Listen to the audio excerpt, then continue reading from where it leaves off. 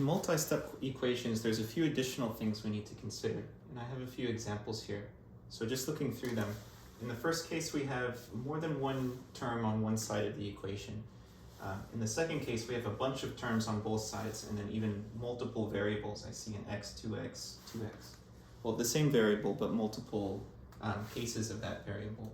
And then these other three have maybe parentheses or some additional operations that are happening. So the first thing we can ask is, what order should we operate in? Like, what should we do first, second, and last, and all of that?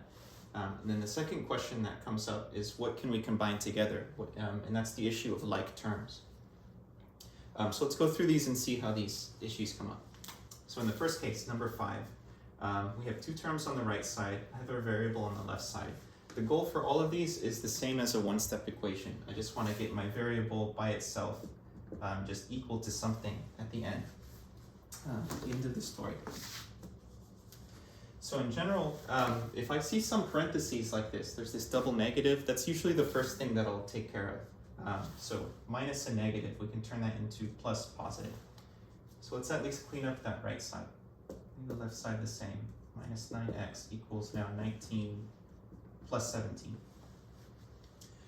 So it probably feels pretty natural to combine these together, and this is what we'll call like terms, things that we can combine. So we can add two numbers together. The other thing that we can combine is two expressions with x that we can combine together. And those will be our two main cases so far. Okay, on the right side, 19 plus 17, that will combine to a 36. And then now we've arrived at a one-step equation, so we've simplified down to what we've seen before. So let's divide both sides by negative 9. Negative 9. So it cancels on the left side. 36 divided by 9.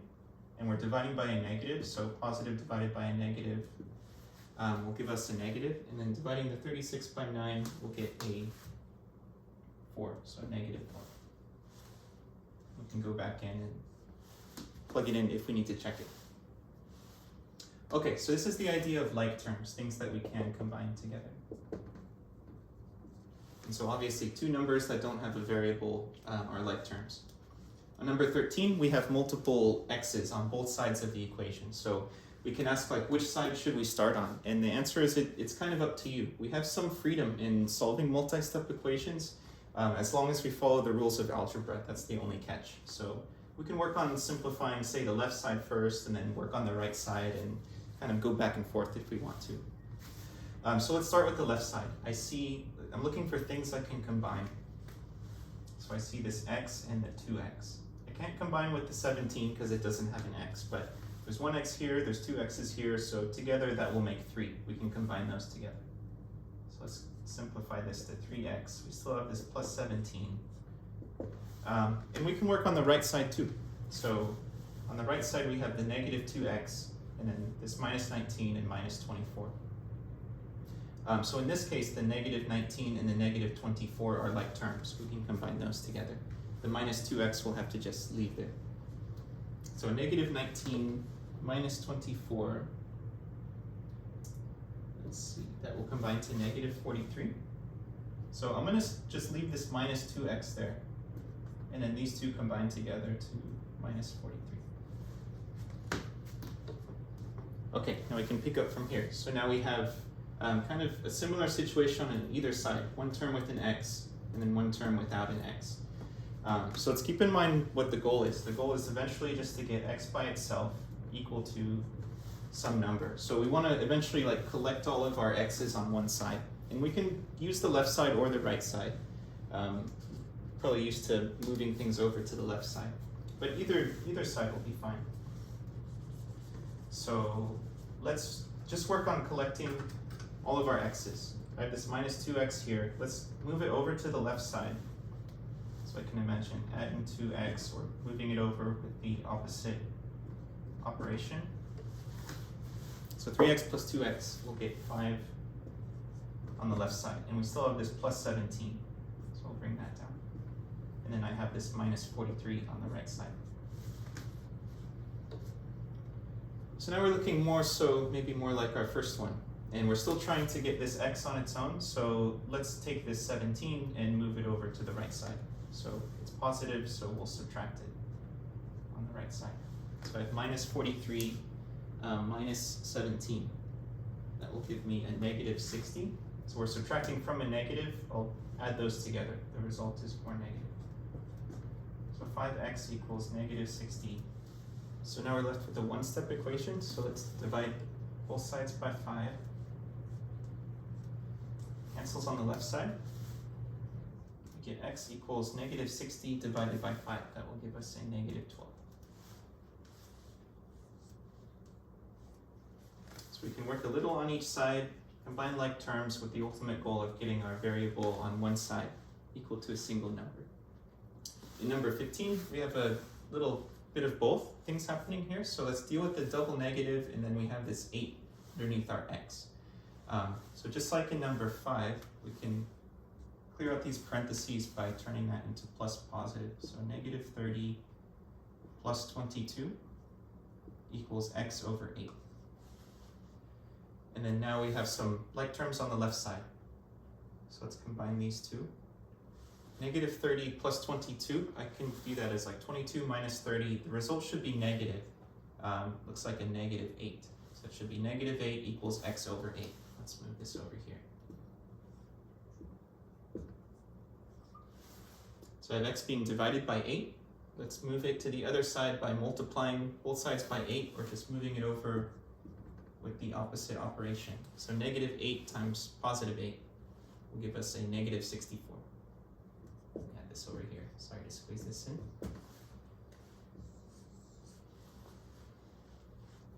It's almost like a mirror image of number 5, except we had a number being divided underneath our variable. We can combine like terms, deal with the double negative. In 16 and 20, these are examples of equations that have parentheses with little expressions inside of the parentheses. So those are the things that I'll work on dealing with first. This is kind of related to order of operations, where I would first try to deal with the parentheses before anything else. So if I see something like this, some parentheses with a number in front, the way to clear it out is to distribute it through to each term inside. So it's going to go in and multiply. It'll multiply with each term. So I'll view that. Maybe we'll write it out first. Oh, and we do have some like terms on the left side. Let me leave this for now. Let's just do one step at a time. So these will both multiply. 2 times x give me 2x. Those will stick together. And then 2 times negative 9 is negative 18. So I'll just go one by one and multiply those numbers. So that's called the distributive property.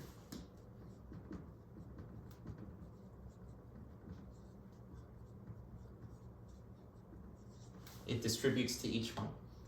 Now we're kind of like where we were in a previous question. On the left side, we have 2 like terms we can combine. 18 minus 12. That looks like a positive 6. So 6 equals 2x minus 18. We can solve it on the right side. Let's add the 18 over. Plus 18. 18 plus 6. Looks like 24. So 24 equals 2x. And then we'll divide both sides by 2. So just little moves. Simplify it a little bit, piece by piece, trying to clear things up. Move things to the other side. 24 divided by 2 is a positive 12. So I'll say x equals 12.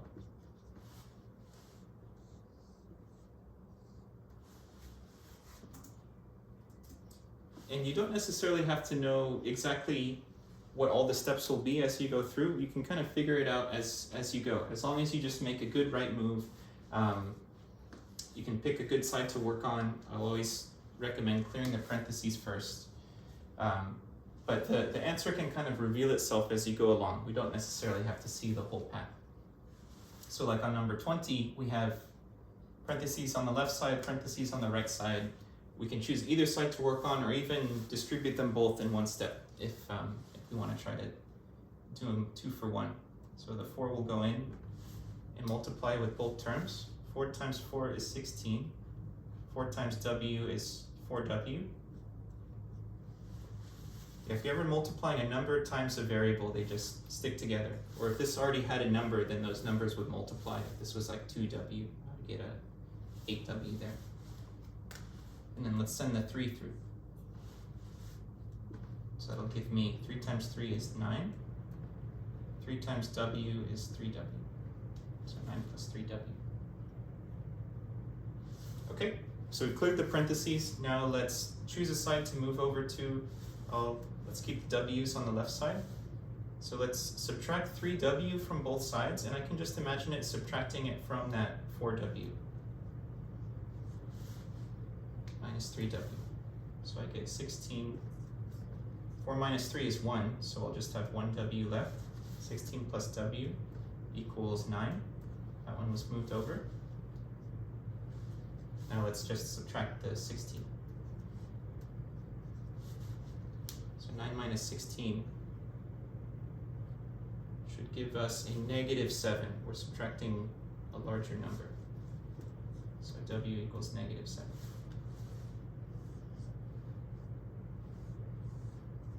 So we're still using all the same kind of moves from one-step equations, adding something or subtracting, multiplying, or dividing on both sides.